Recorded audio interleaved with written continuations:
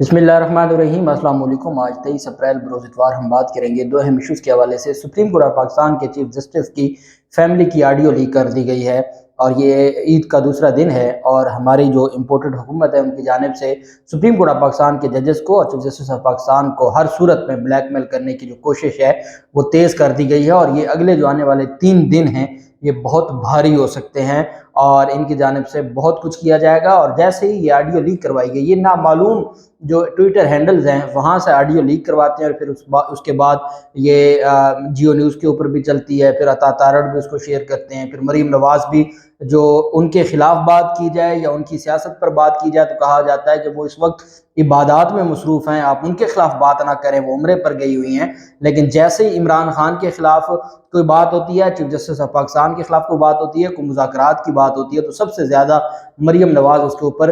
अपना वही जहरीला रद्द अमल देती हैं। उसके ऊपर भी हम बात करेंगे। और ये मामला अब जब चीफ जस्टिस के घर तक पहुंच गया है, जस्टिस मज़ाहिर नकवी की बारी कोई ना बोला, जस्टिस मज़ाहिर नकवी साहब के खिलाफ जो प्रोपेगेंडा होता रहा कोई ना बोला, अब मामला चीफ जस्टिस ऑफ पाकिस्तान के घर इन्होंने पहुंचा दिया है। मैं आपको बताऊंगा कि जिस चीफ जस्टिस पर आज ये इतराज़ कर रहे हैं, पिछले हफ्ते जो करारदादें चीफ जस्टिस और सुप्रीम कोर्ट के खिलाफ मंजूर होती रही उसमें चीफ जस्टिस के दामाद भी बैठे थे और चीफ जस्टिस के ख़ानदान भी बैठा था। तो जब वो नून लीग के साथ बैठे हों तो वो सब कुछ जायज़ हो जाता है। और अगर कोई ऑडियो लीक होती है और इस तरीके से ख़वातीन की ऑडियो लीक करना, क्या ये आखिरी हरबा है? इस हद तक गिर चुके हैं कि इस आखिरी हरबे तक ये पहुंच गए हैं, उसके ऊपर भी हम बात करेंगे। चूँकि आज ईद का दूसरा दिन है और तमाम पाकिस्तानी कौम को, तमाम मुसलमानों को ईद की मुबारकबाद पेश करते हैं। दुआ ये है कि हमारी अगली ईद खुशियों भरी है और खुशी तब होती है जब आवाम की आंखों में रौनक नज़र आए, रोशनी नज़र आए, वो तकलीफ़ में ना हो, वो दुख में ना हो, उनको भूख ना सताए, उनको महंगाई का खौफ ना हो, उनको मुल्क की अदम इस्तेहकाम का डर ना हो, मुल्क के डिफ़ॉल्ट होने का जो एक गैर यकीनी सूरत हाल मुल्क की बन चुकी है वो ना हो। दुआ करते हैं कि अल्लाह पाक हमारे मुल्क के हाल पे करम करे और अल्लाह पाक इस जो मुसल्लत शुदा लोग हैं इनसे हमें निजात दिलाए। सबसे पहले तो मैं आपको बताता चलूँ कि राना सनाउल्लाह की जानिब से ये स्टेटमेंट दी गई कि सुप्रीम कोर्ट ऑफ पाकिस्तान के जो जजेस हैं वो हमारे ऊपर मुसल्लत न करें अपने फैसले। कल तक जो कहते थे कि 14 मई का इलेक्शन नहीं होगा, कल तक जो कहते थे कि 14 मई के इलेक्शन को हम किसी सूरत भी नहीं मानेंगे, आज वो ये बात करने पर आ गए किसी सूरत भी इलेक्शन नहीं होगा, इंतखाबात नहीं होंगे। अब वो ये कहने भी लग गए हैं कि 14 मई को इलेक्शन होगा तो हम बाइकआउट करेंगे। मतलब ये है कि अब उनको ये बात नजर आना लग गई है कि सुप्रीम कोर्ट ऑफ पाकिस्तान अपने फैसले से पीछे हटने वाली नहीं है और अल्टीमेट अगर ये मुज़ाकरात की तरफ ना आए तो इलेक्शन फिर 14 मई को होगा।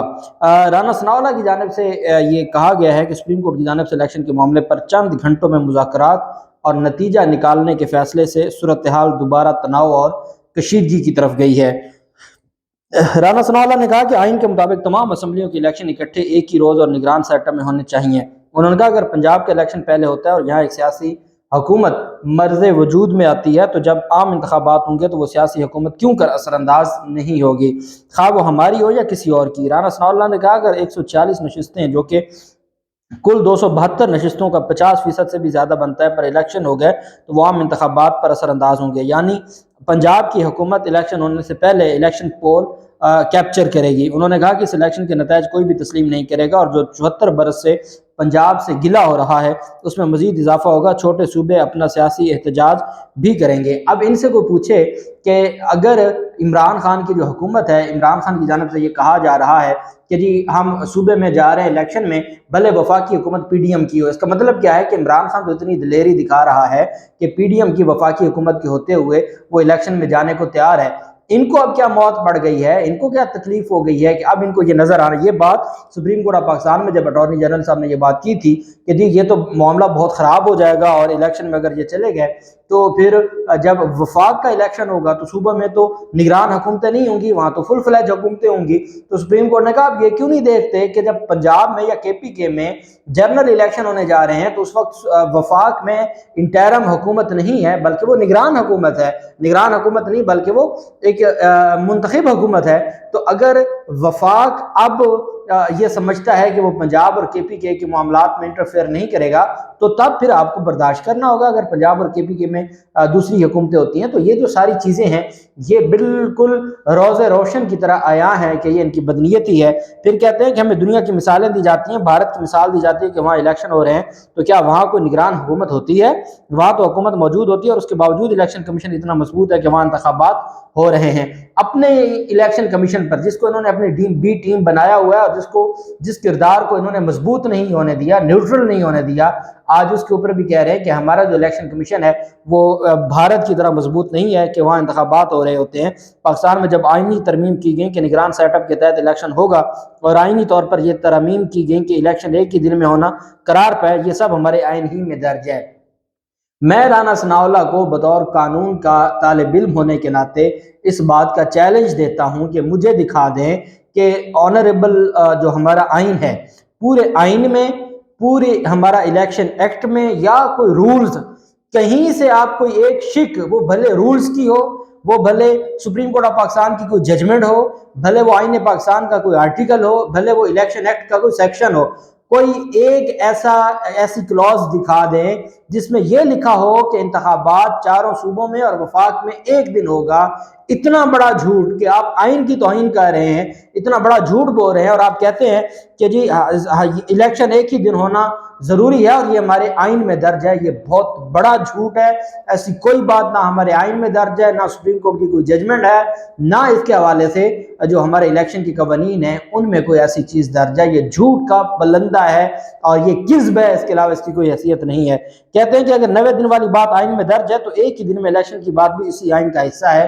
جھوٹ ہے، اس آئین میں کہیں نہیں لکھا کہ الیکشن ایک ہی دن میں صوبوں کے بھی اور وفاق کے بھی ہوں گے۔ یہ جھوٹ ہے، چونکہ ان کی جانب سے ایسے جھوٹ پھیلایا گیا اور پھر میں نے دیکھا کہ سوشل میڈیا پر ڈسکس ہو رہا ہے تو اس کو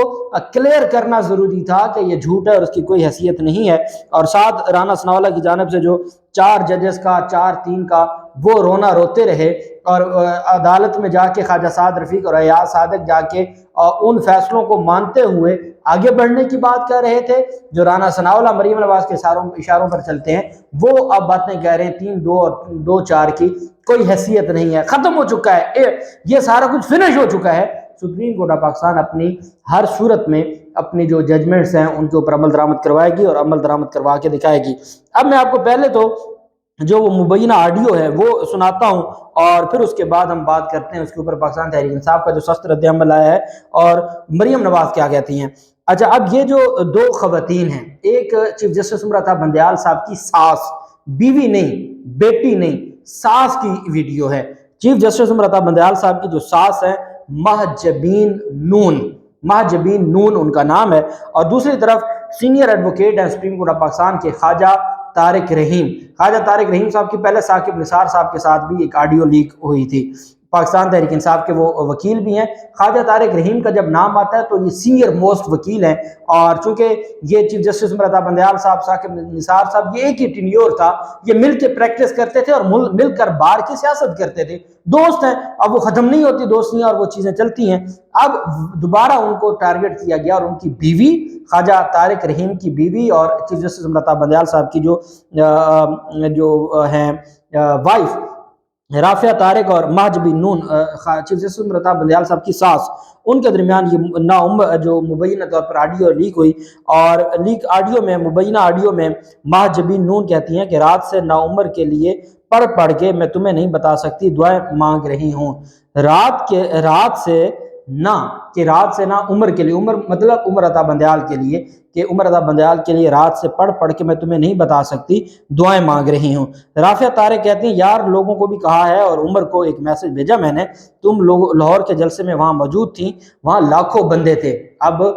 یہ الج کر رہے ہیں کہ چیف جسٹس عمر عطا بندیال صاحب کی ساس عمران خان کے جلسے میں موجود تھی، کہتی ہیں کہ یار لوگوں کو بھی کہا ہے اور عمر کو ایک میسج بھیجا میں نے، تم لاہور کے جلسے میں وہاں موجود تھی، وہاں لاکھوں بندہ تھا، اس طرح ہر شہر میں لاکھوں بندہ ہے اور تم صرف یہ اندازہ لگا لو کہ تمہارے لیے کتنی دعا کر رہی ہیں۔ جو خواجہ طارق رحیم ہیں، رافعہ طارق ان کی جو بیوی ہے، وہ کہتی ہے کہ میں نے عمر رضا بندیال کو کہا کہ ایک میسج بھیجا، تم لاہور کے جلسے میں وہاں موجود تھیں، کہ لاہور لاکھوں بندہ تھا، اس طرح ہر شہر میں لاکھوں بندہ ہے، اور صرف یہ اندازہ لگا کو تمہارے لیے کتنی دنیا دعائیں کر رہی ہے اس وقت، جس سے تمہاری ہمت اور تمہاری سیفٹی ہے۔ چیف جسٹس کی ساس ماں جمی کہتی ہیں اللہ ان کو کمزور کرے اور ان کو ہمت دے، ان کو کمزور کو، مافیا کو کمزور کرے اور عمر عطا بندیال کو ہمت دے۔ جس پر رافعہ طارق بولی رات کو میں نے دونوں کو، اس کو اور منیب کو گڈ بھیجا تو دونوں نے پتہ ہے کیا مجھے بھیجا، وہ نہیں شکل ہوتی کہ دانتوں میں آپ دبا لیتے ہیں اپنی زبان، مجھے کہہ رہے تھے کہ be careful, why should I be careful, why, کہتی ہیں کہ مجھے انہوں نے وہ ایموجی بھیجی سائلنٹ والی، خاموشی والی، تو میں کیوں کیئرفل ہوں۔ ماں جبھی بولی جلد سے جلد الیکشن ہو ابھی، جس پر رافعہ طارق نے کہا الیکشن دیکھو نا، اگر نہیں ہوتے نا پھر یہ اپنا سمجھ لیں کہ پھر مارشل لا لگے گا، یہ نہیں رہ سکتے نا، بس بات ختم۔ ماں جبی نے کہا کہ مارشل لا بھی وہ کم وقت نہیں لگانے کو تیار نہ، رافعہ طارق نے کہا کہ بالکل تیار ہیں۔ اب یہ ایک audio chief justice Umar Ata Bandial صاحب کی ساس اور خواجہ طارق رحیم صاحب کی بیوی کی جانب سے جاری کی، ان کی مبینہ جو آڈیو ہے وہ جاری کی گئی مسلم لیگ نون کے سوشل میڈیا ونگ کی جانب سے ایک نامعلوم کی طرف سے۔ اس پر پھر جو ہے وہ رد عمل دیا۔ پہلے سب سے پہلے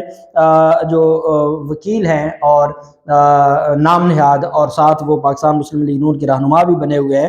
عطا تارڑ، کہتے ہیں یہ آڈیو جب سوشل میڈیا پر سنی تو یقین ہو گیا کہ سازش گہری ہے، فیملیز کی خاطر آئین اور قانون کو رون دیا گیا ہے۔ چیف صاحب اور دو ساتھیوں کی فیملیز جلسوں میں شرکت کے ساتھ ساتھ جلد الیکشن کرا کے عمران نیازی کو برسر اقتدار لانے کے لیے کوشاں ہیں۔ 63 کی تشریح اب سمجھ آئی۔ اچھا، پہلے نامعلوم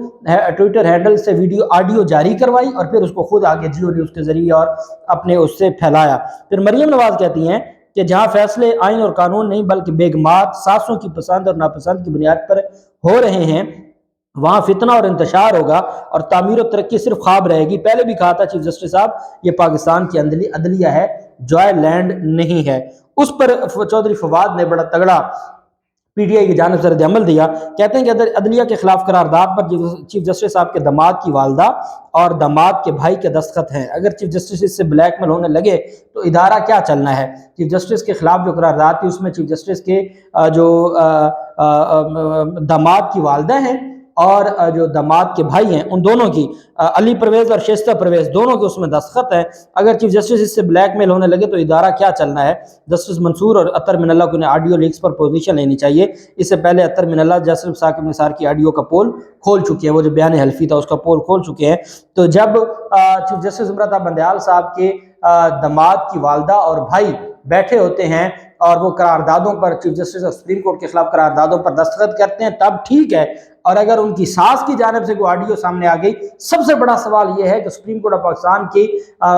چیف جسٹس کی فیملی کیا، کون ہے جو ان کی فیملی کو ٹریس کر رہا ہے اور آڈیو ان کی جو ہے وہ ٹیپ کر رہا ہے اور پھر ان کو پھیلایا جاتا ہے۔ کیا اس حد تک چلے گئے ہیں کہ اب گھریلو خواتین، بزرگ خواتین کی آڈیو ٹیپ ہونے لگی ہیں؟ اس حد تک بلیک میلنگ، اتنا ڈر گئے ہیں، اتنا خوف زدہ ہے یہ پی ڈی ایم مافیا کہ اب چیف جسٹس عمر عطا بندیال صاحب کو بلیک میل کرنے پر آگے یہ ناکام ہوں گے۔ اللہ پاک پاکستان کا حامی و ناصر ہو۔ بہت شکریہ، اللہ حافظ، پاکستان زندہ باد۔